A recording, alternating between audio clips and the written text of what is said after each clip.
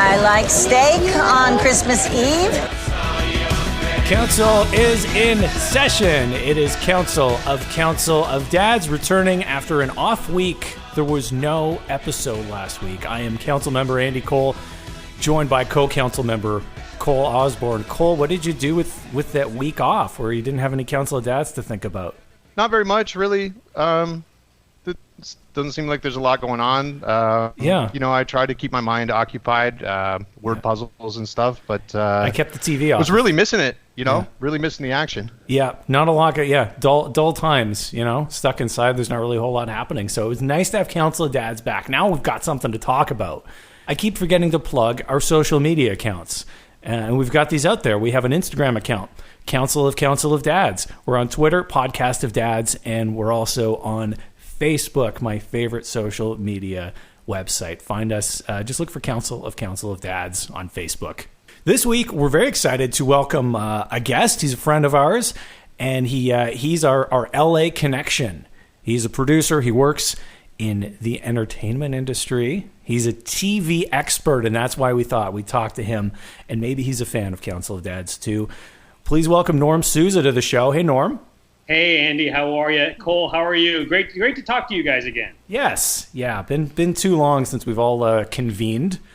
Yes. And we've never convened about TV in this way, where we like to get so deep into it. I'm so excited for this one. Well, I think it's very rare that, of course, we've been friends for a long time. And what I really love about this show is we haven't really talked in a long time. And I feel like this show kind of has brought us together and closer as of friends. And we're rekindling a lot of friendship. And I think it's because the themes in this show really bring people together. Feels so good. And now why I'm really excited this episode is because me and Andy know we like the omelet. The omelet tastes great. We know we love it. We want the same omelet every week. But Norm, you know how they make the omelet. Yeah. So you can better explain exactly why this show is doing so well, and why we're coming back for more every week. Well, as Andy mentioned in my intro, I live in LA. I'm seeing the studio lots. I hear the buzz. I see the billboards. Wow. And despite maybe not a lot of people talking about Council of Dads on social media, they're talking about it to their friends on the phone. The show has a deeper connection, especially in LA, because when a show is picking up momentum, and the people in LA, and even hearing other writers' rooms talking about what is going on in the business, people are interested in Council of Dads, and not only what the show is doing, but what the writers' room is doing, what the producers are doing, what NBC Universal is doing for the show. So I'm kind of embedded here in LA. I live here. I know what being in the writers' room is like. So I think watching the show with you guys, talking about it, this is, for me, I'm not at work. So, forget that I'm in LA for a little bit, and I'm just trying to have fun with my friends and talk about a show that I love. Wow. Yeah, well, and we mentioned this before earlier in the call that Jerry Bruckheimer, you were talking about producers. Jerry Bruckheimer is the producer for the show, and you know what I mean. As soon as you see that name, unfortunately, it comes at the end of the show, but as soon as you see that name, you're in for quality. Yeah, it's a name that stands for quality. I wonder if you rearranged the letters in Bruck. Give me a sec. Actually, no, we should get into the episode. Episode 5 is Tradition with an exclamation point, which connotes excitement. So I knew we were in for something good. And this week, it was a bit of a return to form for the Perry family.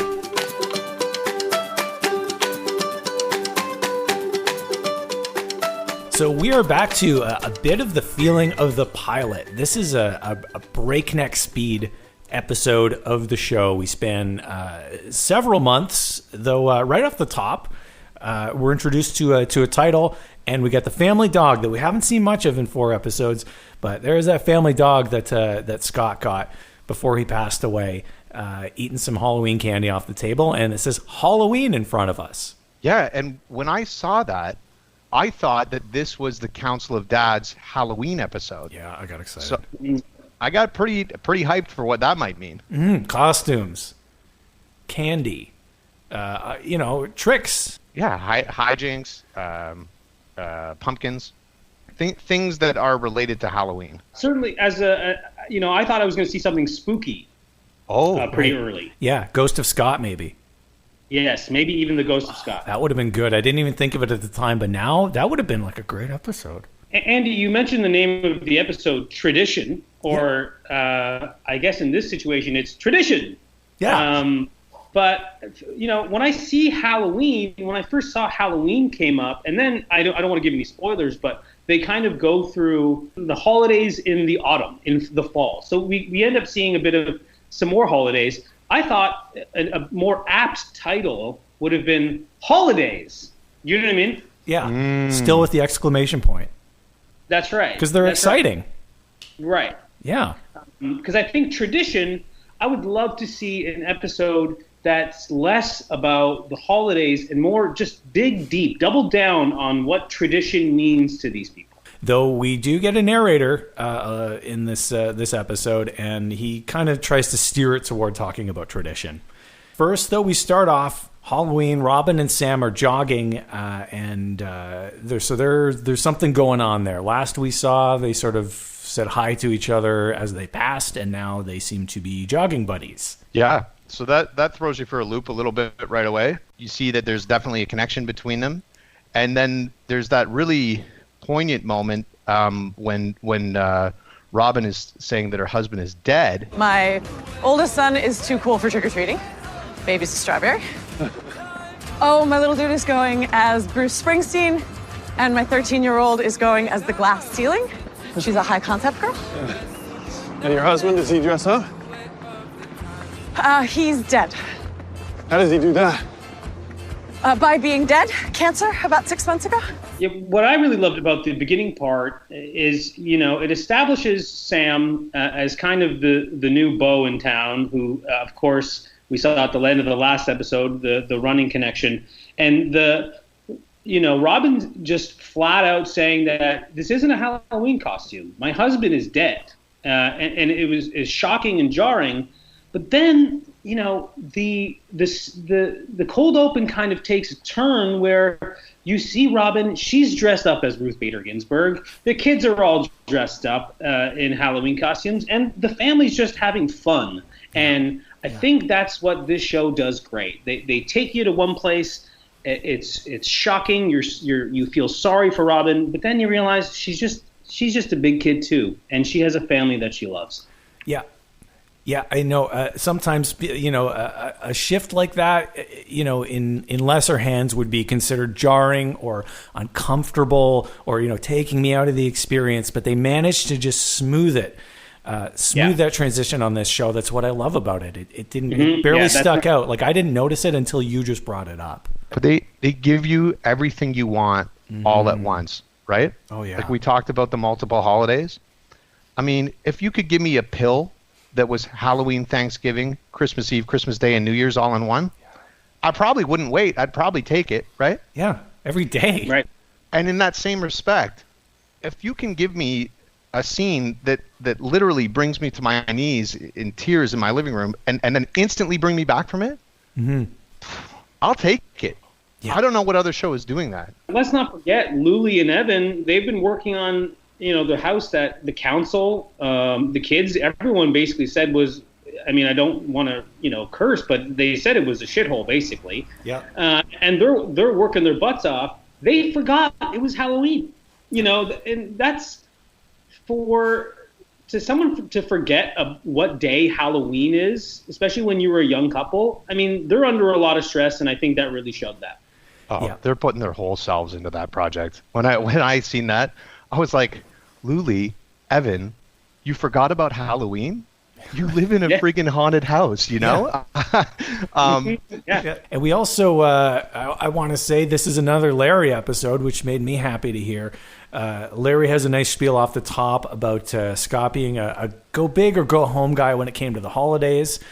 He really kind of set the bar for traditions and decorations, and that sort of tradition of Scott really, really being into the holidays looms over this entire episode.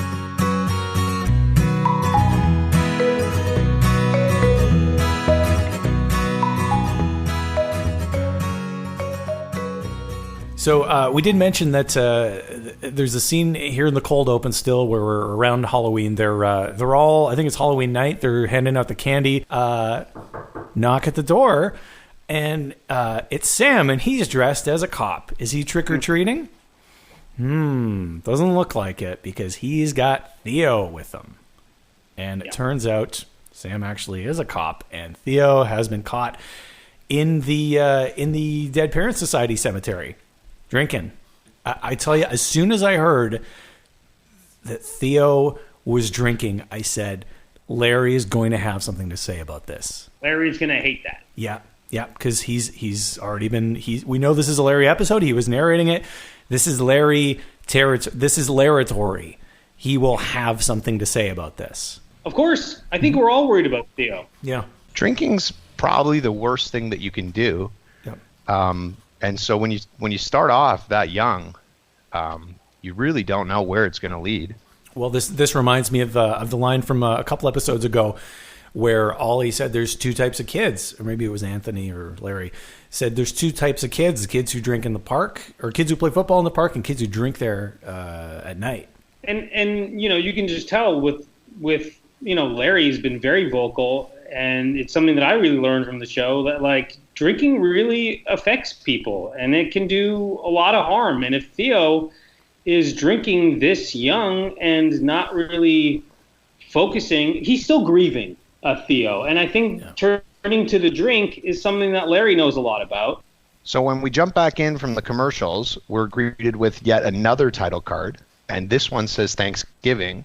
And then the dog jumps up to the table and eats a roll. Different meal, different foods. Yeah, and then we're kind of thrown into a pretty emotional, pretty big scene in the show where Robin is meeting her mother in the driveway of her home for the Thanksgiving visit. Yeah, we haven't seen her since the pilot episode, and it got a little awkward then, and it hasn't got much less awkward now. JJ's always bragging on me. She's my biggest fan. Mom. Oh, shoot. Now, don't tell me I remember what you said. If I misgender JJ, don't make a big deal out of it. I just apologize and move on. JJ, I'm sorry. I meant to say he's my biggest fan. How's that? Okay? To start. Yeah. So JJ is a boy, and she should know that, but... Things like that always stand out for me, but... being from Los Angeles, they must really stand out for you, Norm. It certainly does. And here's the thing. I'm sure whoever wrote that was from L.A. Mm-hmm.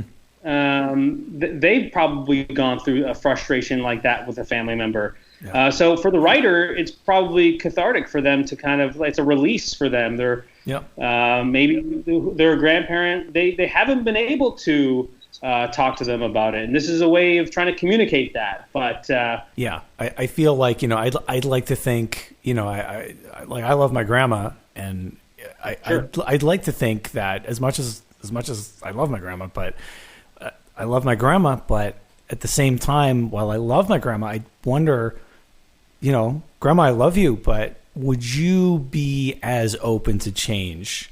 And I love you as Patricia is. They're from a similar generation, but I'm sorry. No, I just wanted to say that I like to think that the actor really is the person that they're being, and I don't like to think about all the stuff that Norm knows. Right.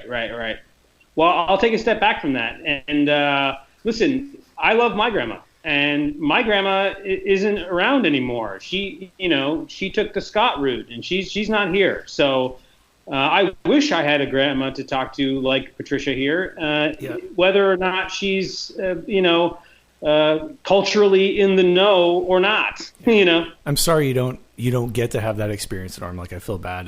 There is something great about correcting your grandmother. Yeah, I wish I could correct my grandma right now, but I can't. It seems like the Perry family is cool with Patricia. JJ gives her the nod. And, Robin looks a little perturbed, but otherwise things, rocky start to Grandma's visit, but mostly on track because there's, Grandma's there. She's got Thanksgiving to take care of. She's kind of captaining the whole thing. So now Thanksgiving dinner is being prepared. everyone's taking on roles. They're deciding how they're going to attack the meal and who's going to do what, and they're in kind of a common room. But then Dr. Ollie gets a text on his phone from Eddie, the guy who has recently kissed his husband, Peter. So that's going to be drama. And at almost the exact same second, Robin opens up Theo's report card, and her eyes flash rage, and you basically know that there's going to be fireworks now. Yeah. It was bad enough with the drinking, the grades being down. In LA, when you're putting a story together, the term that we like to use here is that Theo has a bit of a problem salad. He has a bunch of different problems that are all kind of mixed together, and it's in a big, big bowl. And it's going to take a lot for Theo to get out of this problem salad, is what we call it here in LA. Yeah, yeah. So when you're writing a problem salad, are specific issues of characters going through, are they different specific pieces of what would be in a salad? Like, is drinking the dressing because it's liquid? You're just throwing things in a bowl at this point to be like, how many problems can I give Theo to deal with? Oh, it's a metaphor. Okay. Yeah, so I would say the drinking in the park, or certainly his unrest with Robin, are the leaves. Right. And bad grades, it seems like it's like a tomato, and we're going to see a couple of onions, and we're going to see a couple of radishes tossed in here. I feel like his attitude is the crouton because it's crusty and salty. That's right. And if one salad wasn't enough, now you got Peter and Dr. Oliver's salad going on at the same time. And then you got other minor salads, like JJ being upset that Luli's leaving. Yeah. And basically all these salads are happening at once. And then when Robin takes away the phone, basically the holiday is over. Yeah, she punishes Theo by taking the phone away.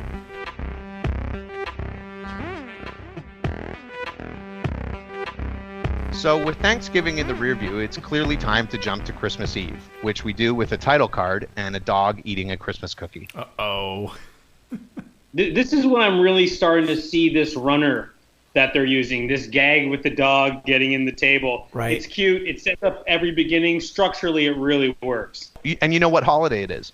Well, the title card really, I was really interested. I was like, well, this is Christmas Eve specifically. I mean, are they splitting Christmas Eve and Christmas as just two separate holidays? I'm not to spoil anything, but Christmas Eve was a really interesting choice. And one other thing, we didn't really mention it. I just wanted to bring it up quickly because it happened in Thanksgiving, and we did move into Christmas really quickly. But there was a part at the end of the Thanksgiving segment where it's revealed that kissing gets you in trouble. Did you gentlemen catch that line?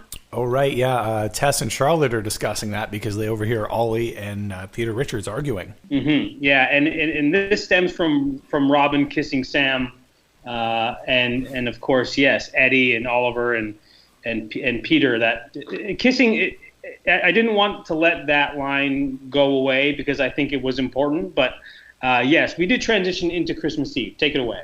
So a Christmas Eve tradition for the Perry family, seems to be that they go to church. And this year, Theo is not feeling it. They're all at the Crab Shack, I think, having dinner. Theo's hanging out outside. Robin decides to give him his gift early, which is one of Scott's old cameras, because Scott was a camera enthusiast, I guess. And she gives it to Theo. It's been restored by Sam, who restores cameras, I guess. And Theo says he's probably just going to stay at home for this Christmas Eve, even though church is kind of important. Again, like you said, Norm, now problem Christmas salad because, the holidays on top of everything Theo's going through. And listen, they're sitting down, they're at the Crab Shack, and this comes a little later on in the scene, but I did want to mention Patricia, the grandma, again, because I feel like she's basically totally redeemed herself. I like steak on Christmas Eve. And you see it right at the end, but I mean, this granny can fucking twirl. She still has the moves. Well, yeah, we didn't mention it earlier, but Robin, I think she tells it to Sam. It's like she used to be an actress, in New York, and she was, it seemed like had a stage career with her, with like her dancing and everything, and she kind of gave it up when she got married. But yeah, she's still absolutely got it. It reminded me a little bit of the scene we had a few episodes ago where Ollie, does the football in the living room scene. Remember that one, Cole? Mm-hmm. Yeah, I remember it very well. It really sticks out as probably the best physical scene that anyone's pulled off so far. But I was just as dazzled this time. This old lady twirling, finding something in herself and bringing that energy out of I don't know where.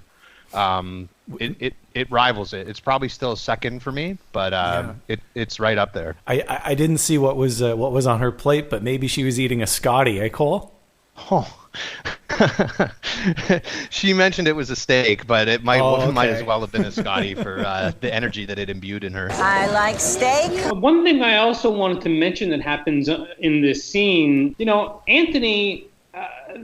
Anthony and Margot here, the love scene where he just, she says that she loves Anthony, and Anthony can't really say it back, is also a big through line in this episode, and I think not as important as a lot of the things that are going on with Patricia, Larry, Theo, everyone right now. But this Anthony, we call it a B plot here in LA. Oh. It's not the main story that's going on. It's one that's just simmering underneath, and that's the relationship between Anthony and Margot. I'm glad you circled back to that, Norm, because that scene was a really big punch in the butt for me. I mean, I think we've all been there where you tell someone that you love them deeply and there's basically no response. You hear nothing back. Sorry. No, I think we've all been there. So it turns out after this, Robin ends up back home. The family, other than Grandma and Larry, have decided to not go to church for Christmas Eve. And Robin walks in on Theo, who left for home earlier. He's partying with the two girls from the Dead Parents Society, and he's using the new camera that Robin gave him to take photos of them and stuff in the room. Kind of uncomfortable scene. Yeah, and my reaction immediately, I think, is the same as Robin's. Shock, disgust, worry, but it really redeems itself pretty quickly when we're made to realize that this isn't sort of your normal teenage party with whippets and shooters or whatever happens. This is an emotional support party for everyone with dead parents, especially Jules, whose father now gets really mad at Christmas. I doubt her or the other girl there have a council back at home. Probably not.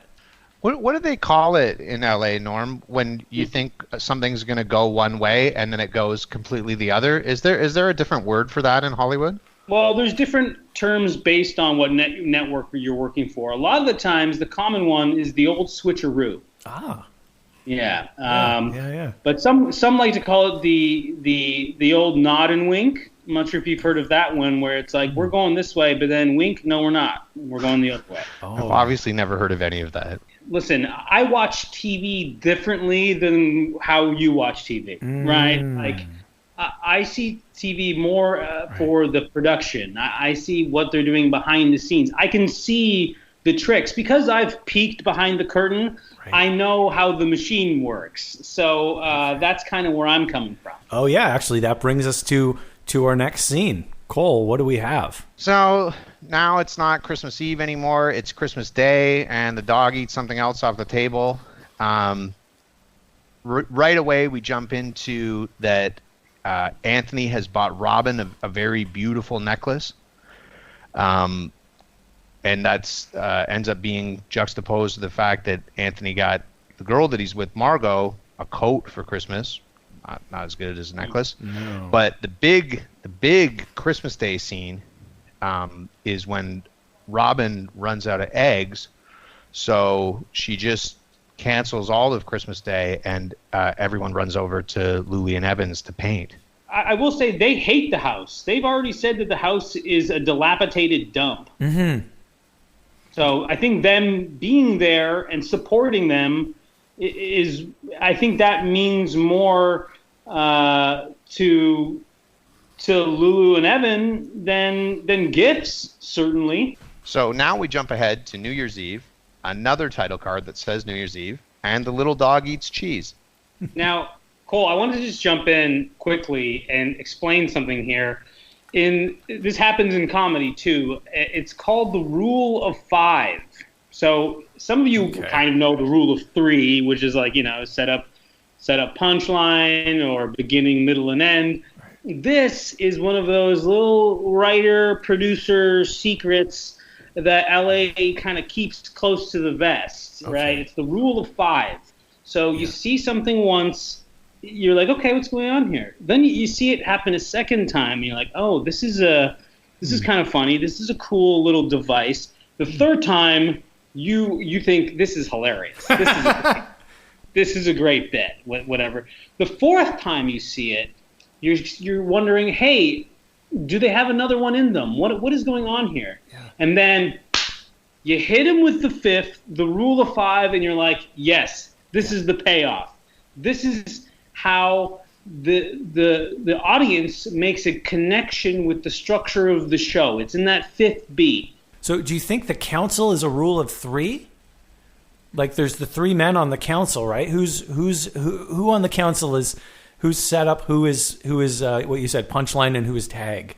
I think in order, the first is Larry, and then you have Oliver, and you have to admit that the punch is Anthony right at the end. Mm-hmm. Anthony delivers more than any of the dads. I agree. I mean, they're still my feelings. That's right. Yeah, they are your feelings. Yeah.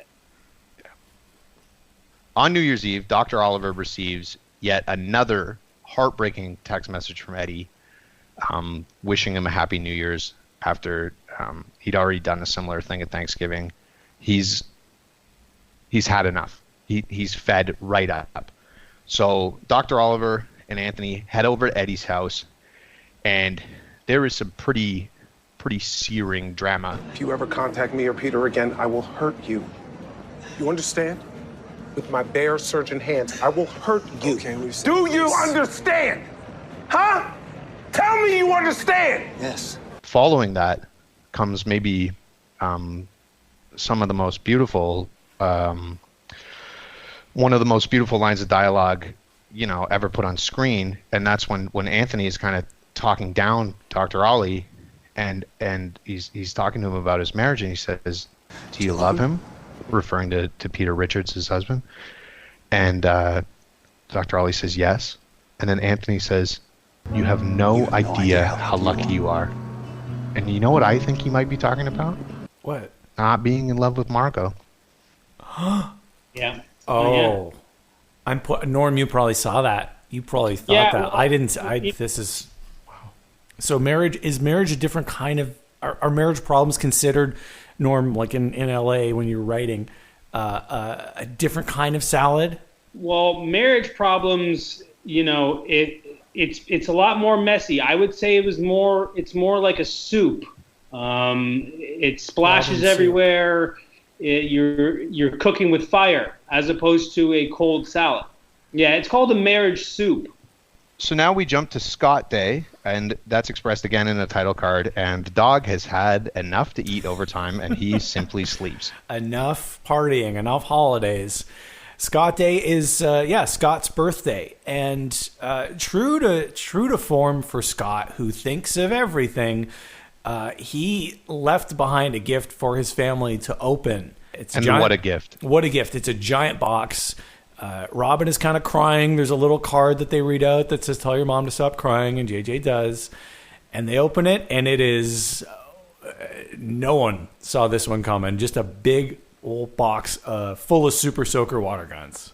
So much fun. Literally just a big arsenal of guns, water guns, for everyone to play with. And everyone is so amped to get at it that they load up the guns, they run out in the backyard, not just wearing their same clothes, no bathing suits. They just start firing on each other. That's how Scott would have done it, though.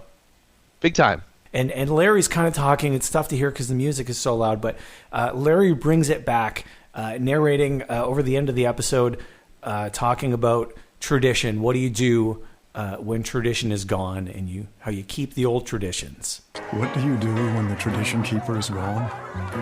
You keep the old traditions, and you start new ones of your own. You move on without leaving him behind.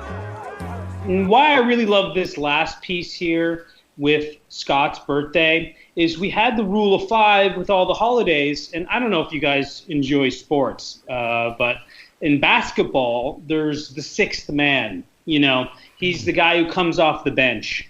And in this scenario, Scott's birthday is kind of the sixth man of the structure of this story, and he's come bearing gifts, of course, the water pistols, which the family uses to shoot each other. Basically, they're getting all wet, they're having fun, and that fun, it's turned a otherwise sad day, what would have been Scott's birthday, into a joyful time. And we are happy. We're there with the family. It's a beautiful sunny day. They are turning what was a somber occasion into something nice, and it was great. And at this point, I had to get up and I went to use the washroom. I missed the very end of the show. I don't know if you guys have had any thoughts about the end of the episode. I guess it just went to credits. Oh, Andy, no. I'm so sorry, man. Larry's narrating, and he says that. Yeah, I could hear it from the bathroom. Yeah, sorry. Oh, okay. So then, while that narration is happening, Charlotte dies.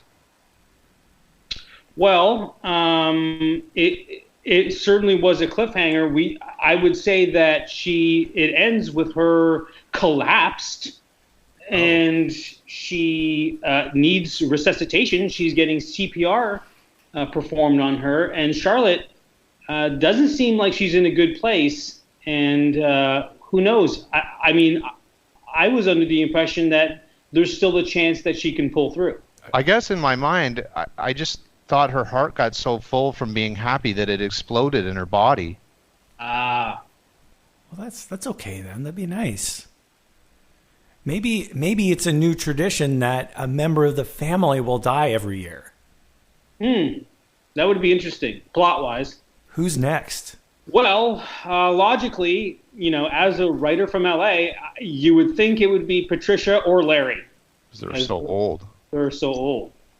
Well, yeah, definitely a grim ending. Thanks a lot for joining us for Council of Dads. Everybody, follow us on Instagram, Council of Dads, Twitter, Podcast of Dads, and we're also on Facebook.